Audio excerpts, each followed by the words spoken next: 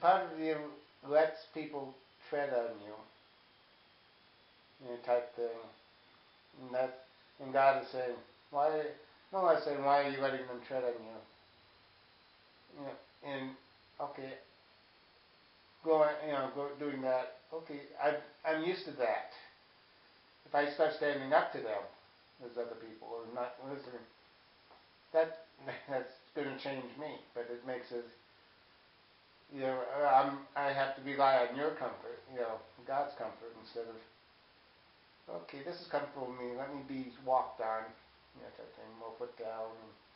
Would it change you for the good or for the worse? And I speak the proverbially you, not I know what you said.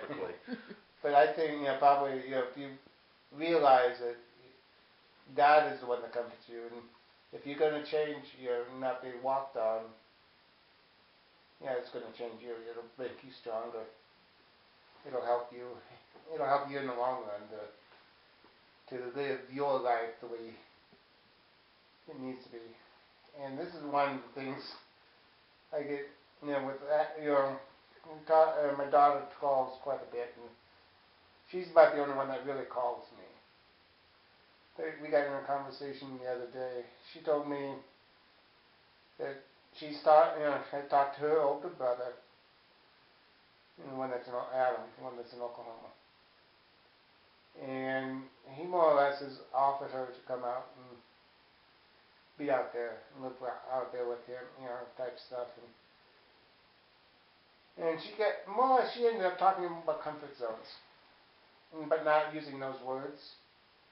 She said she was always looking out for other people and doing things what other people would think. And she said, here, I'm going to be 22 years of age, and I think it's time for me to do things for myself. At least she noticed it young. And this is the thing. She, like I said, this is where she is willing to step up and step out. She, right now, was worried about what, she moved, when she first started talking to me about it. She was the first one. She said, oh, what would this person think about it? I said, what do you think is best? I was telling her, what do you think is best for you?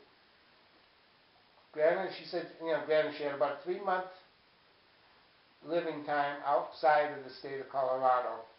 But she was there, probably 6 or 7 in that age when her mom ended up taking her, taking all 3 of the kids to Florida. And they stayed there for about 3 months, and then they came back here. She hasn't been no place else living-wise except in Colorado. And she, parts of her encouraging and wants to be encouraged about it. And yet she's got the fearfulness about, different, a new thing and all this. But when I was talking to her, what do you think? What do you want to do?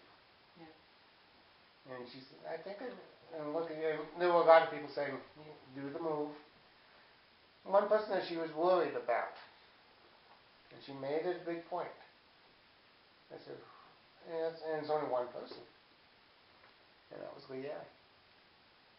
She was worried about what Leanne thought about it.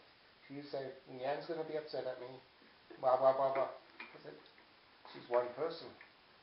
You got to start looking and think about it for yourself. And then she ended up talking to, and she actually ended up talking to Adam. She talked to Jared and Sean, and they were all saying, you should go for it. And all right. So now we'll hit the next 4. Yeah. Oh. This is my first victim. Dad went first last time. I'll go first. Have me read the wrong verse again? Annie, Isaiah 61, verse 1. 6:1, verse 1. Okay. Dad, Lamentations. Okay, how do you spell that? Chapter 1, verse 17.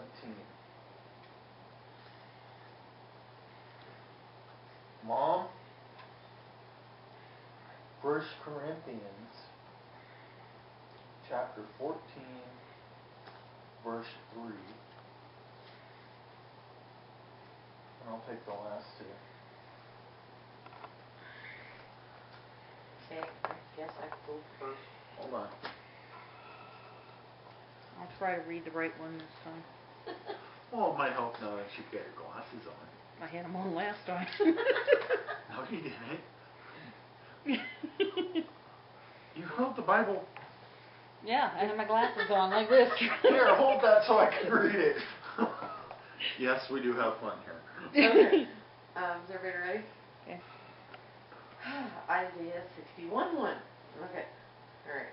This, according to NLT, it says, "The Spirit of the Sovereign Lord is upon me, for the Lord has anointed me to bring good news to the poor. He has sent me to comfort the brokenhearted and to proclaim that captives will be released and prisoners will be freed." Alright. First question. Is that a comfort verse or a comfort zone verse? And why is it the one you say is? Comfort, not comfort zone. Why? Because the only thing I can think of is because, like it says, he has sent me to comfort and not comfort zone. In other words, to take care of, and not to be taken care of, to take care of. And what does that verse mean to you?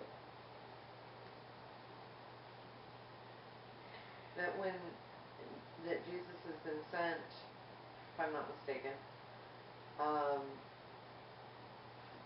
to comfort,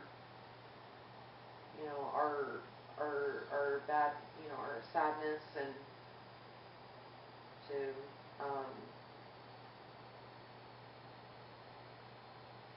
to free the sinners. It sounds like to me.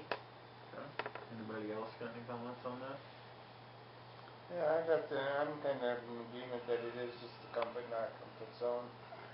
I can't talk right now. Bleep, bleep, bleep. That's all, folks.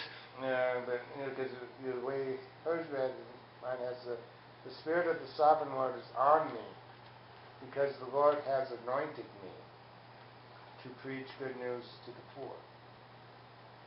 It's not showing that he's got to step out of something that he's not willing to do.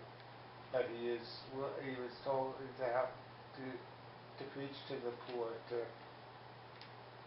He sent me to bind up the brokenhearted. He's there to help relieve the pain and everything from the people. So to me, that's more on comfort. Doesn't state that he was chosen. Unlike what Moses. Moses was always saying that he's not the orator, and Aaron was the orator. Moses was always fighting God because he was not the person he thought he was. And what happens when you fight God? Yeah, you lose. I'm just saying it that way. He's not. This one person is not saying that he's not afraid of doing it. So he's not really stepping out of a comfort zone. That's the way I look at it. I have to agree with you. Who's my next victim? I think that would be Dad with Lamentations 1:17. Yep. I don't know why you picked this one really. And it says, Zion stretches out her hands, but there is no one to comfort her. The Lord has decreed for Jacob that his neighbors become his foes. Jerusalem has become an unclean thing among them. Okay, the reason I chose this is my translation might be a little different than yours. This is what I have. Jerusalem reaches out for help, but no one comforts her. Regarding his people Israel, the Lord has said, let their neighbors be their enemies, let them be thrown away like a filthy rag.